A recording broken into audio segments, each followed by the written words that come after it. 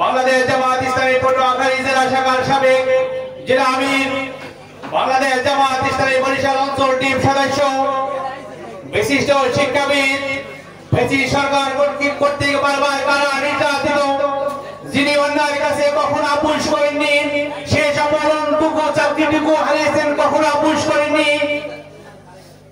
বিশিষ্ট শিক্ষাবিদ, বাংলাদেশ জামাত ইসলাম কর্তৃক মনোনীত সংসদ সদস্য প্রার্থী পটুয়াখালী ৩ গলাচিপা ১০ আসনের অধ্যাপক মোহাম্মদ শাহ আলম। এখন বক্তব্য দেবেন অধ্যাপক মোহাম্মদ শাহ আলম।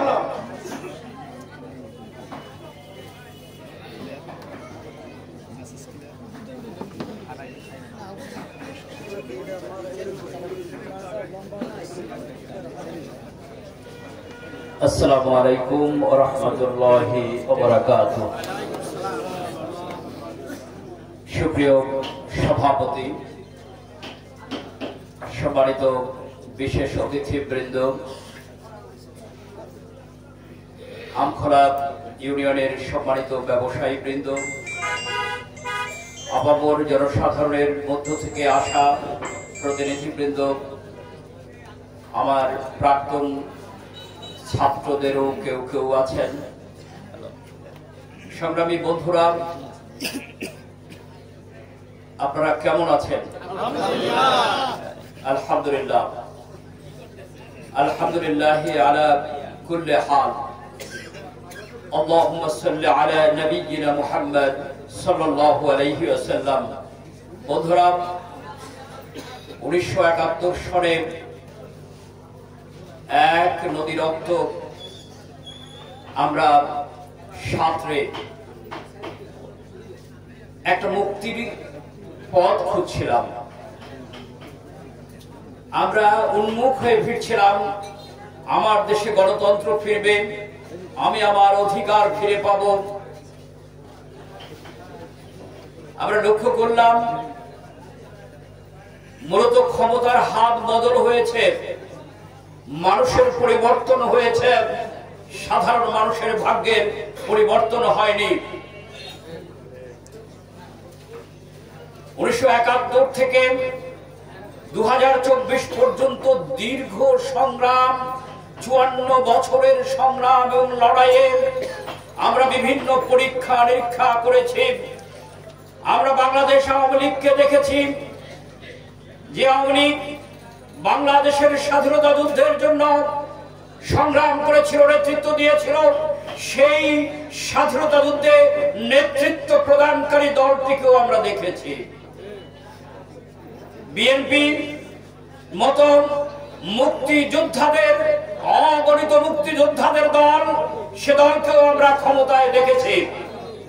আমরা দেখেন নাই জাতীয় পার্টিকে দেখেছি হঠাৎ করে সেনানিবাস থেকে ফিরে এসে আমার এই দেশের গণতন্ত্রের টুটি চেপে ধরে ওই সেনানিবাস থেকেই শাসন করেছিল আমার দেশের সাধারণ মানুষকে। মুক্তি আমরা পাইনি।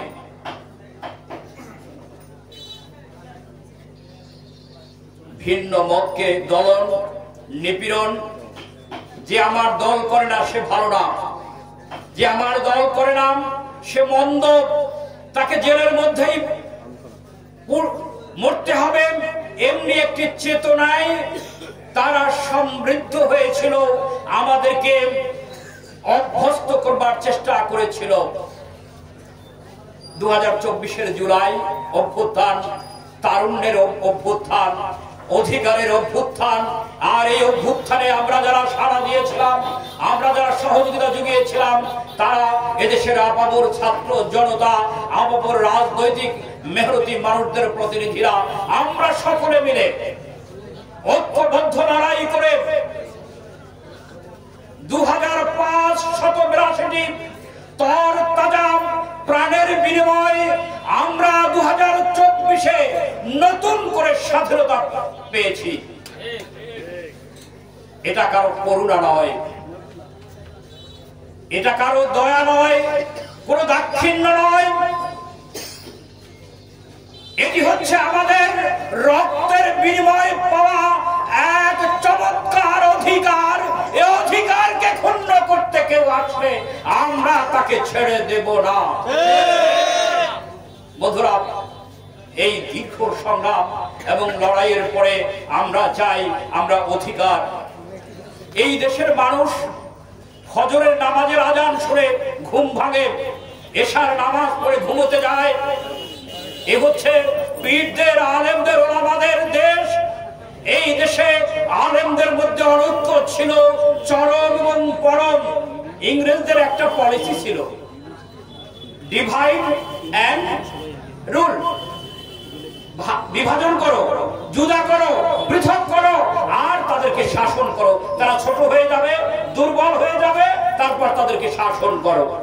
বন্ধুরা, এই দেশের আলেম ওলামাদের, মসজিদ মাদ্রাসা, মুসল্লিদেরকে পর্যন্ত দারুণ ভাবে বিভ্রান্ত করে আমাদেরকে একে অপর থেকে জুদা করেছিল, পৃথক করেছিল, একে অপরের শত্রু বানিয়ে দিয়েছিল।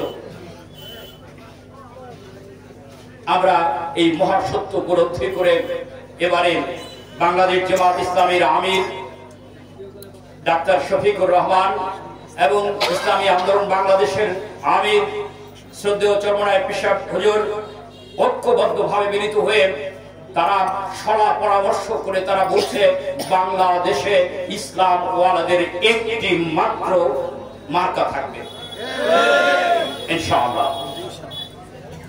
এই খবর আপনারা পেয়েছেন? আমাকে অনেকে প্রশ্ন করে যে জামাত ইসলামী তো ইতিমধ্যে এখানে প্রার্থী ঘোষণা করেছে, এমপি ক্যান্ডিডেট ঘোষণা করেছে, তাহলে যদি জোট হয়, যদি ঐক্য হয়, এ সম্পর্কে সুস্পষ্ট করে বলতে চাই। শুনে রাখুন, যদি ঐক্যবদ্ধ জোটের স্বার্থে যাকে যেখানে মনোনয়ন দেওয়া হবে, যাকে যেখানে নমিনেশন দেওয়া হবে, তিনিই সেখানে নির্বাচন করবেন। এখানে ইসলামী আন্দোলন বাংলাদেশের আমখরা ইউনিয়নের সম্মানিত সভাপতি সহ অন্যান্য নেতৃবৃন্দ উপস্থিত আছেন, তাদের সবাইকে শুনিয়ে দিচ্ছি, আমরা যদি জোটের ঘোষণা আসে, নির্বাচন ঘনিয়ে আসলে জোটের ঘোষণা আসবে, ঘোষণার পরে এই সিট বিভাজন হবে, আসন বন্টন হবে। এই আসন বন্টনে যারা পাবেন ইনশাআল্লাহ তারাই এই আসনে নির্বাচন করবে ইনশাআল্লাহ। এ নিয়ে কোনো বিভ্রান্তির কোনো সুযোগ নেই। যদি কোরবানি করতে হয় তাহলে পরে সর্বোচ্চ ত্যাগ এবং কোরবানি আমরা করবো ইনশাআল্লাহ। আমরা তৈরি বিপ্লব হয়েছে 2024-এ, এদেশে চাঁদাবাজি তো নাই, আছে? এদিকে সালিশ বাণিজ্য আছে, ঘুষ আছে, ব্যাংকে কি সুদ আছে? এসব যদি নিরসন করতে হয়, যদি চিরকালের জন্য এই প্রাপ্তিকে বড় অর্জন হিসেবে তুলে ধরতে হয়, তাহলে মাত্র একটি ব্যবস্থা বাকি আছে, সেটি হচ্ছে আল কোরআন।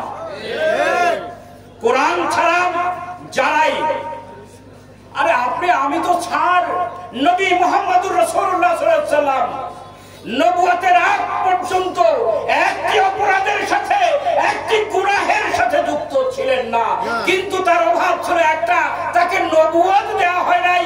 এই নবুয়ত দেওয়ার আগ পর্যন্ত সুদীর্ঘ 23টি বছর ধরে চেষ্টা করেছিলেন, কোন প্রকার কল্যাণকর একটি রাষ্ট্র তৈরি করতে সক্ষম তিনি হন নাই। নবী মুহাম্মদ রাসূলুল্লাহ সাল্লাল্লাহু আলাইহি ওয়াসাল্লামের চেয়ে অধিকতর উন্নত চরিত্রের অধিকারী কোন মানুষ পৃথিবী কি এসেছিল? আসবে? বর্তমানে আছে? তাহলে যদি নবী মুহাম্মদ রাসূলুল্লাহ সাল্লাল্লাহু আলাইহি ওয়াসাল্লামের মতো উন্নত নৈতিক চরিত্রের মানুষটিও যদি বিপ্লব করার জন্য ঐশী আদেশের দরকার হয়, কোরআনের আদেশের দরকার হয়, কোরআনের নির্দেশনার দরকার হয়, তাহলে শুনে রাখুন, বলে রাখি, আগামী দিনের বাংলাদেশের সকল সংকট নিরসনে, সুদ, ঘুষ, মদ, জুয়া, হাউজি নিরসন করবার জন্য একটি মাত্র ব্যবস্থা থাকতে পারে, সমাধান হতে পারে, সেটি হচ্ছে কোরআন। শুধুমাত্র কোরআন, একমাত্র কোরআন। বন্ধুরা, একটা বিপ্লবের জন্য তিনটা মৌলিক জিনিস দরকার। আমি সে সম্পর্কে একটি ধারণা, আগে ইসলাম ওয়ালাদের মধ্যে কোনো ক্যারিজমা ছিল না। সকল বিপ্লবের জন্য ক্যারিজমা দরকার হয়, সকল বিপ্লবের জন্য ক্যারিজমা দরকার হয়। ইরানের বিপ্লবের জন্য খামেনিকে দরকার হয়েছিল, রাশিয়ার বিপ্লবের জন্য 1917 সালে লেনিনকে প্রয়োজন ছিল। আমার দেশ, প্রিয় স্বদেশ, এই বাংলাদেশে একজন না দুইটা ক্যারিজমা আছে, সেটি হচ্ছে ডাক্তার শফিকুর রহমান এবং জর্মনের পেশা হুজুর। সুতরাং এই বাংলাদেশে ইনশাআল্লাহ আগামী দিনে একটি কল্যাণ রাষ্ট্র, একটি সমৃদ্ধির রাষ্ট্র তৈরি করবার জন্য সকলে মিলে আসুন আমরা ইসলামের পক্ষে, আল কোরআনের পক্ষে আওয়াজ তুলি। এবং আমি দাঁড়িপাল্লায় যদি নির্ধারিত আসন পেয়ে যাই, ইনশাআল্লাহ আগামী দিনে কোরআনের পক্ষে, দাঁড়িপাল্লার পক্ষে গণজোয়ার তৈরি করে ঐক্যবদ্ধভাবে আল্লাহর দ্বীন প্রতিষ্ঠা করবার জন্য আমরা চেষ্টা করব। বন্ধুরা, যদি আপনারা দয়া করে আমাদেরকে নির্বাচিত করেন, তাহলে ইনশাআল্লাহ বলে রাখি, ইসলামের পক্ষে আওয়াজ তুলব, সততার পক্ষে আওয়াজ তুলব, ইনসাফের পক্ষে আওয়াজ তুলব, অন্যায় অত্যাচার এবং অপরাধের বিপক্ষে আওয়াজ তুলব। আর একটি মানুষও নির্যাতিত হবে না, শুধুমাত্র আওয়ামী লীগ দলে কেউ শুধুমাত্র এই কারণে সে অপরাধী হবে না, অপরাধ করলে তার বিচার হবে এবং সেটা আইনি ভিত্তিতে বিচার হবে।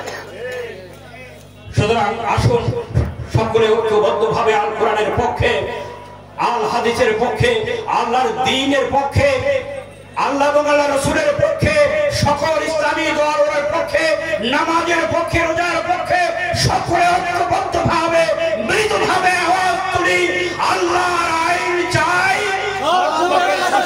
আল্লাহর আইন চাই। সকলকে ধন্যবাদ। আসসালামু আলাইকুম। সম্মানিত উপস্থিতি, একটি ঘোষণা, বাংলা ইসলামী ছাত্র শিবির কর্তৃক ঢাকা থেকে আগত নান্দনিক কাওয়ালি সন্ধ্যার ব্যবস্থা করা হয়েছে। মাগরিবের নামাজ পরে প্যান্ডেলের ভিতরে চলে আসবেন, নান্দনিক কাওয়ালি সন্ধ্যা হবে। আমরা এখন মিছিল নিয়ে অফিস কার্যালয়ে যাব সবাই।